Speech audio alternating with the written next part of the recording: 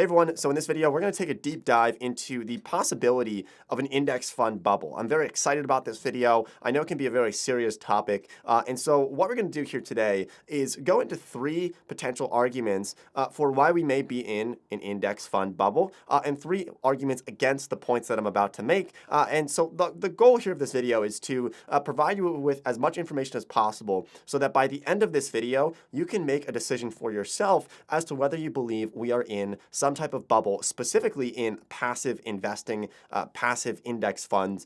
It's a term that I've been seeing, thrown around on Twitter and in YouTube comments and on Reddit for quite a bit. And so I wanted to finally address it in this video. So let's go ahead, let's get started with it. Okay, now let's start off with these three reasons why we may be in some type of bubble. And these three reasons, I'll list them off now, and then we'll go in depth on them. First of all, asset prices are at all-time highs. The second reason is because of there's this lack of price discovery. We'll talk about that argument. It's very interesting. And then the third reason is because of something called index inclusion, and we'll go in depth on that as well. So let's jump into these three reasons for why we may be in some type of index fund bubble. All right, so the first point is that asset prices are at all-time highs. And I think this is pretty obvious, but I want to drive a couple of points across here for this. Now, first of all, if we look at something like the Shiller PE right now, it's sitting around 39.5. And so historically, over the past, since like 1870, so over the past 150 years, the average PE ratio of a company, which is the price to earnings ratio, highly suggests that you understand this concept, this ratio here. The average of this has been like 15 or 16. Right now we're sitting around 39.5, almost 40. Just looking at the charts here, you can see the last time we were up this high, what happened after that. So, it's hard to predict the future just based off of something like the Shiller PE, but it is still something very interesting. Now, a couple of other points on top of that when we talk about high asset prices is that sometimes people look at charts like this or some other kind of red flashing signs and say, well, this time it's different. This time it's okay to have really high price to earnings ratios. This time we can go to 100. This time we can go a lot higher because it's different. People have been saying this for a really long time. Like in every bubble in history, people have been saying this time it's different. And usually it's not. Usually we do come back down to reality. So that's just one point that I wanted to make there. Now, another point that I wanted to make about asset prices being high is that I think I don't see many people understanding this, but stocks don't only go up. I think the amount of people who are investing right now in the market who have not ever experienced a recession, including myself, really. I mean, I'm not very old, but the last time we had a real significant recession it's been like 12 or 13 years, and a lot of us have started investing after that. So we've just seen this beautiful bull run for the past 13 years. I mean, I'm not really counting 2020 because that was like a flash recession and stocks basically just shot up like after maybe a month of going down. So I want to make it very clear that asset prices don't just go up all the time. And I'll use a clear example here that sometimes people just totally neglect and don't realize. Look at something like Japan. From essentially 1989 until 2019, the stock prices in Japan were flat. They didn't go anywhere. If you put money into the Japanese stock market in 1989, today, you would have just barely broken even after almost 30 years. So that's just a point that I want to make, that stocks don't only go up. I see everybody saying, that, I'm going to make 7 to 10% per year for the rest of my life in the stock market. I'm going to be a millionaire. But just remember, that might not be the case. So just have a little bit of doubt, have a little bit of concern, and make sure that you're a little bit skeptical. Now, the reason why we're making this video, and, we're going to talk about arguments against an index fund bubble as well, because I think there's some really strong arguments, and I'll share my final opinion at the end of this video. I probably sound very concerned and pessimistic and bearish. I'm not, but let's just go through all of this here. And so on top of that, there's a lot of concerns as well. Like, for example, we're obviously in a pretty high inflationary environment. The markets haven't reacted to that yet. I don't know why, but, bonds are garbage right now. We're getting like 0% interest on everything. So everybody's just pumping money into equities. That can shift pretty quickly. If we see inflation start to get into double digits, people are going to start pulling money out of equities and pumping them into some type of fixed asset prices, especially if the Fed starts to ramp up rates faster, which I think they will in 2025. 2022 and 2023. They kind of have to, and that could almost in itself cause a recession, which is really weird. And we'll talk about that like more in depth in a future video. But there are a lot of potential reasons for why asset prices could be very overvalued right now at the moment, and so that's the biggest overall blanket point. Okay, so the second reason why we may be in a bubble is probably going to be one that you're looking for more and more information other than just stocks are high at the moment, is because there's this argument that there's this sort of concern that there's lack of price discovery at the moment because so many people are passively investing into the stock market. So let me explain kind of how price discovery works, and this is one of Michael Burry's biggest points on why he believes that we may be in some type of bubble, especially in passive funds like index funds or even mutual funds or ETFs where there's no active manager, people aren't actively buying and selling and choosing which stocks to include or not to include. It's all just in an index. Also, by the way, if you don't know Michael Burry, he's the guy from The Big Short. He basically shorted the housing market in like 2007, 2006. It worked out really well in his favor, so he's been kind of popular from that for, calling basically a lot of bubbles and shorts and everything. Essentially what he's concerned about or stating is that we are lacking some type of price discovery. And so let me explain how price discovery works. This is very crucial to understand.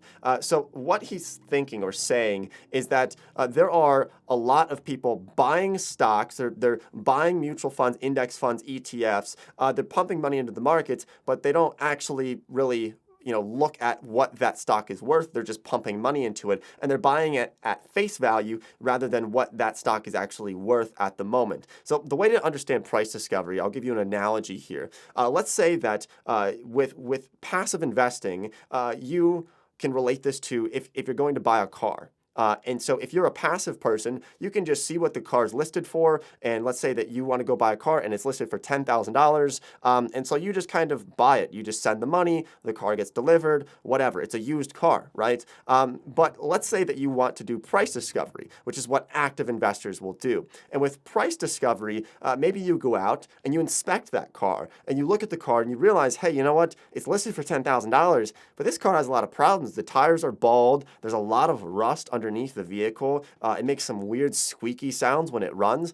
Instead of offering the full $10,000, which is what the sticker price is for that used vehicle, maybe you offer $6,000. And then eventually you negotiate and you end up getting that car for $8,000. So what you did here in that case with the active side, is that you did some price discovery. You inspected it, you learned about it, and with these passive one, you didn't do any of that. You just bought it for whatever it was going for at the moment. And so you can relate this car scenario to investing and price discovery within the markets. So with passive investors, they just buy indexes and they just buy stocks at whatever price they're currently at. And with active investors, they're looking for value. They're looking for something that maybe is undervalued. They're understanding the financials of those companies, the financial health of each one of those companies. And so that's one of the big concerns with the possibility of an index fund bubble is that so many people are just dumping money into these stocks that perhaps maybe they are becoming overvalued because people aren't even looking at the financials. They're just dumping money in.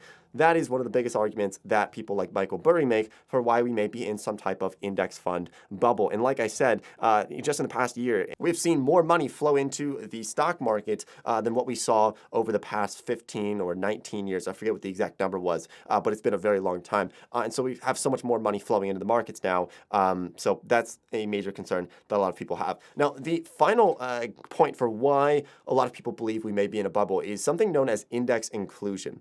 And basically, this theory is that with index inclusion, if you look at the stocks in, say, the S&P 500, when a stock gets added to an index, a very popular index, we tend to see a pretty big upswing in the overall amount of value that that company has in terms of the stock price. And so this is a concern for a lot of people as well, because it basically states that, if stocks are included in an index, therefore suddenly they have more money flowing into them because there's billions of dollars of people's 401ks, IRAs, just like everybody's throwing money into these indexes. You can imagine if there's a stock in that index, it just gets added to that index. Suddenly they have so many more people buying up shares of that stock. And so that's another concern there, and it's known as index inclusion. Now, we've laid out the case for why we may be in a bubble. Those are three primary reasons. We could come up with a couple of others as well. But let's talk about three reasons why we may not be in a bubble. And, I kind of did some fear mongering there. We talked about some bad things.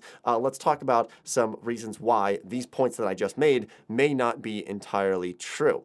Now, of course, all of this is sort of theory. It's hard to, get something very scientific or proven because you can make arguments for and against this, of course. Now, the first reason why we may not be in a bubble, to rebuttal the point that asset prices are very high, is two things. One is that although we have very high asset prices, we also do see a lot of growth in companies in terms of their earnings, the amount of money that they're pulling in, their profitability. We've seen a really nice uptick in a lot of those different areas within the world. So it's not like we see stock prices triple and earnings, stay the same. We're seeing earnings increase. This is why if you look at earnings calendars and you see that most companies report their earnings every quarter, in a lot of cases, these companies, when they report their earnings, see a 20-30% spike in their stock price because a lot of companies have just been crushing their earnings over the past 10 years, ever since 2008, 2009. A lot of companies, especially Google, Apple, Facebook, have just been pulling in so much cash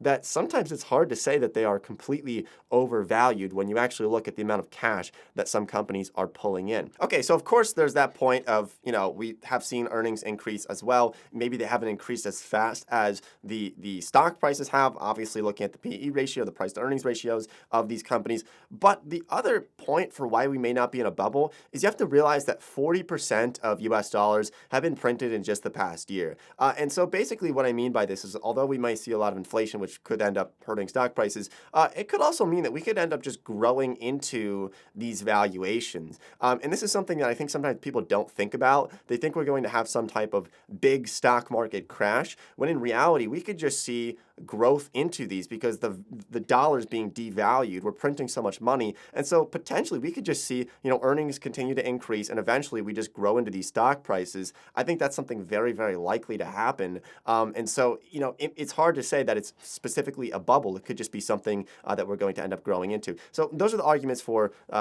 to rebuttal against the kind of idea that asset prices are at all-time highs. Now, the other point that I want to make here when we talk about price discovery, because we made that kind of compelling point about how, with the car example, about how there's not a lot of price discovery going on when you are passively investing. But let's talk about how we could kind of rebuttal that. And the biggest one that we have to understand is that it's not just the amount of assets that are being bought passively that are going to affect indexes or the stock market as a whole, but actually it's trading volume that is going to affect asset prices more significantly. Now, if we take a look at how much money is being invested passively into the markets, we've seen a pretty wide variety of estimates, and there haven't been any very clear numbers on this, but I think it's safe to estimate that somewhere between 15 and 35% of money flowing into the stock market is passive. It's through passive funds, whether that's index funds, mutual funds, ETFs, things that can track indexes like the S&P or the Dow or the NASDAQ, or there's hundreds of different types of indexes that we could look at as well. We could say about 15 to 40% of money is passively invested into the markets. Now, if we go back 20 years ago, that number was about 5% or less. Money wasn't really passively invested 20, 30, 40 years ago. But the point here is this, that it's sitting somewhere between 15 and 40%, which is a pretty wide range, but still, I don't think it's going to become a problem until it gets to the point where 90% or at least 80% of money flowing into the markets is passive.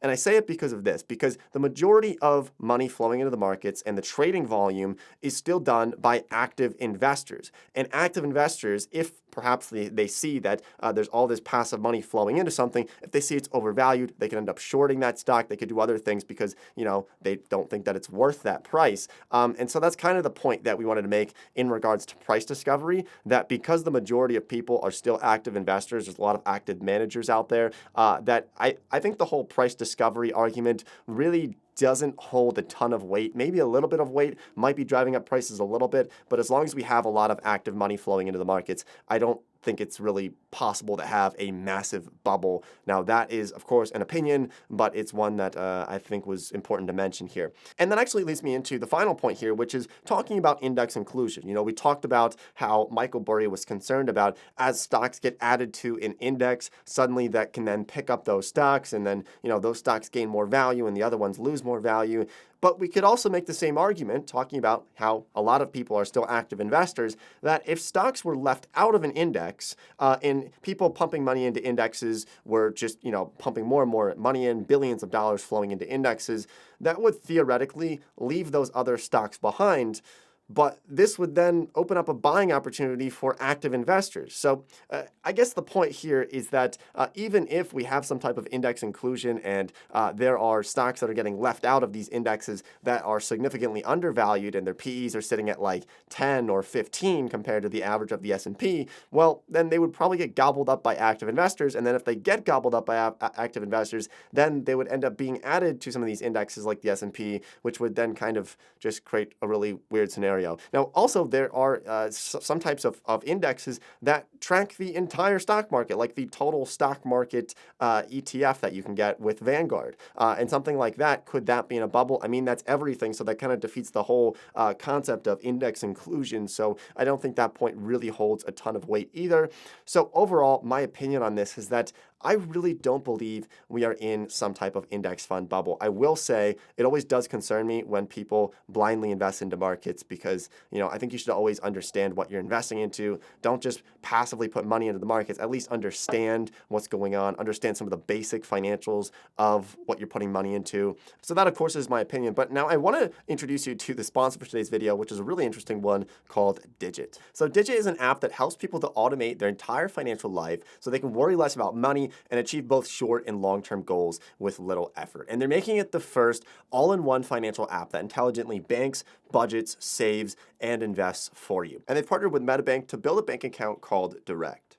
All right, so let me show you how this app works and why I think it's something that you're going to want to check out. So Digit works by intelligently allocating money towards your bills throughout the month while helping you continue to build up savings and invest for long-term wealth and retirement. So whenever you check the app, you'll know what's safe to spend and how you're making progress towards your custom savings and investing goals. And Digit will also let you know when your bills have been paid so you don't have to worry about them. So when you sign up, you'll get separate dedicated accounts, also known as buckets, across spending, bills, savings, and investing in retirement. Then you'll get a debit card in the mail and a digital card to use online as soon as you sign up. So once you set up your bills and transfer funds into your account, Digit will intelligently analyze your finances, and when the money is transferred in, Digit will guide money into the appropriate buckets as needed based on your individual financial goals. Now, throughout the month, Digit will continue to move money into these separate accounts so you can make progress on your bills and savings goals on a daily basis. I think this is a really cool feature, and I don't really see this anywhere else.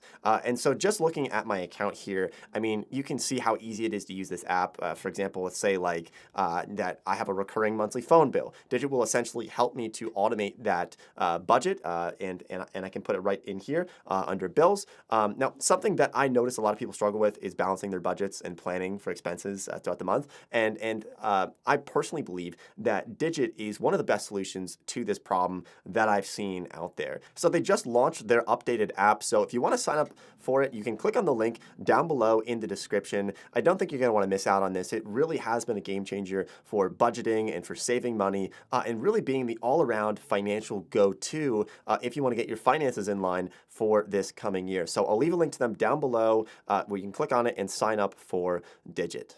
Thanks, Digit, for sponsoring this portion of the video, and thanks for watching the video about index fund bubbles. I'll see everybody in a few more days when we release the next video. We're ramping up production for this year, so I'm excited. I'll see everybody next time.